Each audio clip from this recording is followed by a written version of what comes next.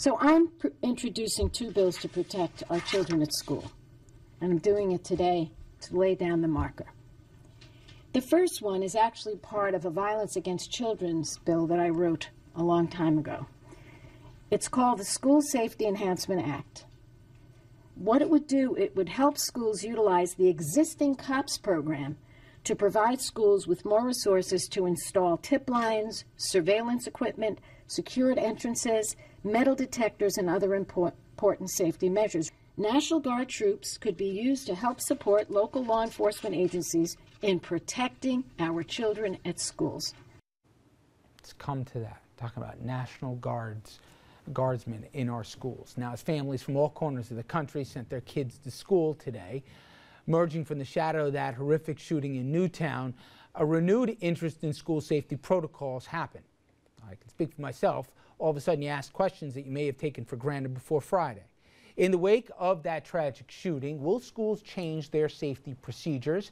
Andrew, give an idea what we're talking about here, because it has everything to do with dollars and cents, as well as also have and have-nots also. A lot of ideas, Rich, and just about everything is on the table right now, including, as you mentioned, going as far as to suggest even sending the National Guard into our schools. Schools from coast to coast looking very different this week following Friday's deadly shooting spree in Newtown, Connecticut. To have a heightened presence around our schools and on the campuses. Not only are more officers making the rounds, please stay in lockdown mode until you hear an all-clear announcement. Several schools are performing lockdown drills, and for the first time in Butler, Pennsylvania, armed guards are now standing outside. What this incident has prompted us to do is to not only arm our officers, but now to position one of those in all of our elementary schools. The heightened security comes after 20-year-old Adam Lanza shot and killed 20 young children and 6 adults last Friday at Sandy Hook Elementary. The faculty at Sandy Hook had trained for this type of scenario and even installed a security camera at the locked front door, requiring picture IDs to get in.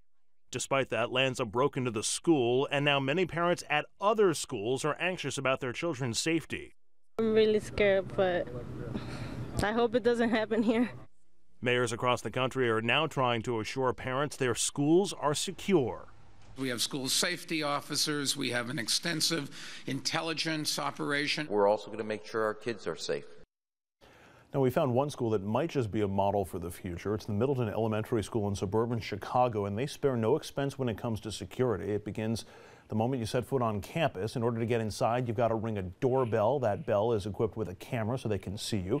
Front desk then takes your ID, scans it, and performs an instant criminal background check using a security system called Raptor.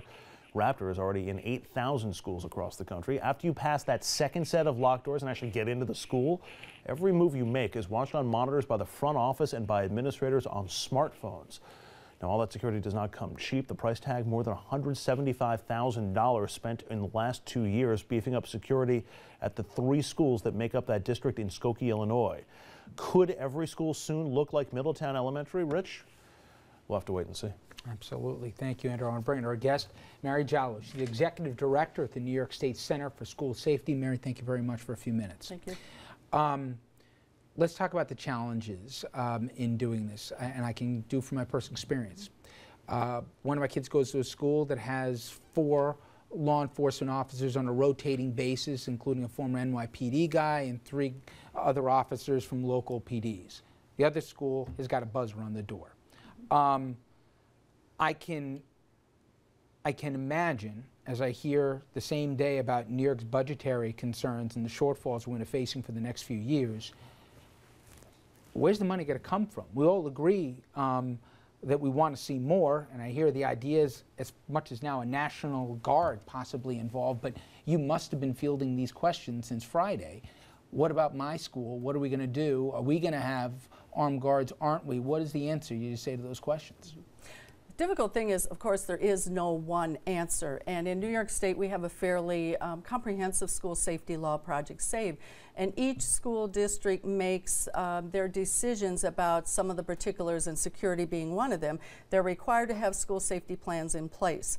They are developed through a constituent representation in that planning process. part of the decision process has to be at the local level. Where are we going to put our resources? As you said, resources are incredibly limited. Some people will look and say, we're going to put the resources in additional eyes and ears, additional counselors, additional people who are going to be there to hear, to listen, to see what the problems are, and that's where we want to put the attention.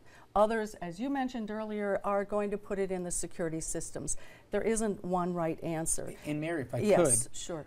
Before Friday, people may have thought, and I see in New York City public schools, you have a police officer in a lot of the schools. That's and if you ask somebody, they say, oh, probably you got a greater chance in the 5 boroughs of there being a problem than maybe one of the suburbs.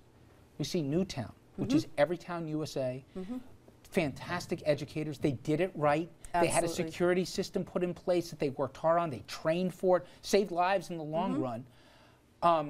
And then I hear these guys talking about, well, let's give the teachers guns and the principals, let's arm them. Let's give the lunch lady a sidearm. Questions after Friday is, it doesn't matter where you are, urban, suburban, rural, this kind of thing could happen to you. I would expect that upended the whole kind of metrics people were doing as to where they put their money in. And people often look for the absolute. We want to have things exactly in a certain way. We want to assure that all of us are going to be safe every moment of every day. We can't do that.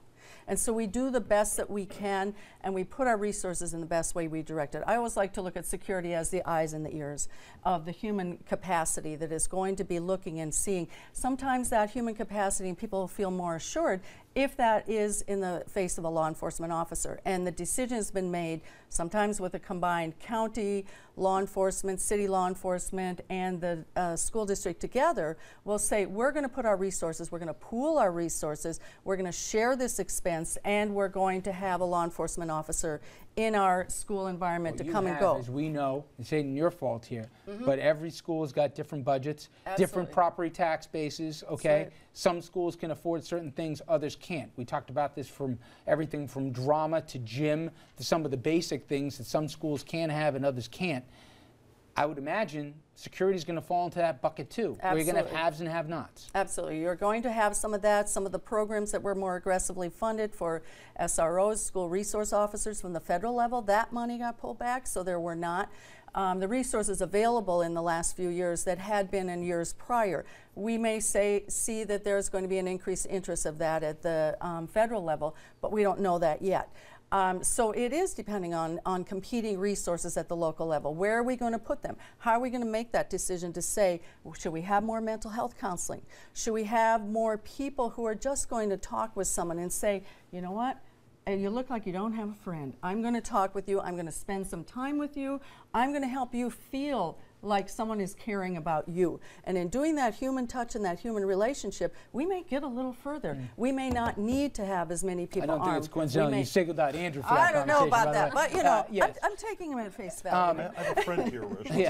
Please tell me that, I'm going to put it, that the people who say arm the teachers here and have them pack heat in the classrooms, that this isn't even being considered or thought about in New York State? I have not heard that as a consideration in New York, and I always look at this as kind of the example of my background is in public health, and so I relate it to a healthcare example, and I say if I'm going in for surgery, I want to have the surgeon who is doing my surgery be someone who is well practiced and knows what they are doing. They have done this procedure over and over again. I don't want you to have a gun when you just randomly practice on a weekend, and maybe you go out to the shooting range occasionally, but it's not part of your art. It's not part of what you do every day. I can't expect that then at the moment when it comes that you need to use the gun, you're going to use it appropriately. You're going to be aiming for the right place. You might be hitting me or your foot instead of what you need to. That's a little scary. You know, we are friends, and I know you aren't. So, maybe you'll aim over across the table. Yeah. So finally, for the parents at home who've gone to their school, put in a phone call and said, hey, what's security at I never thought about this before Friday, but what's security at Junior's school? What's it going to change in the aftermath? Is the answer we'll see?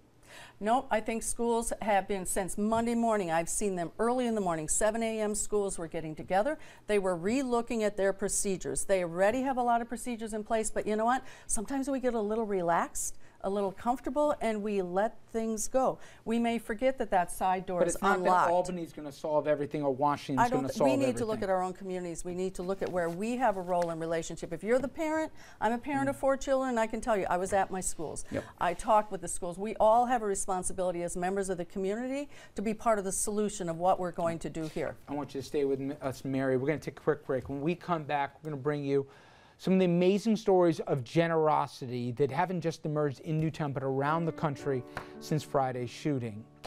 Please, everyone, stay with us.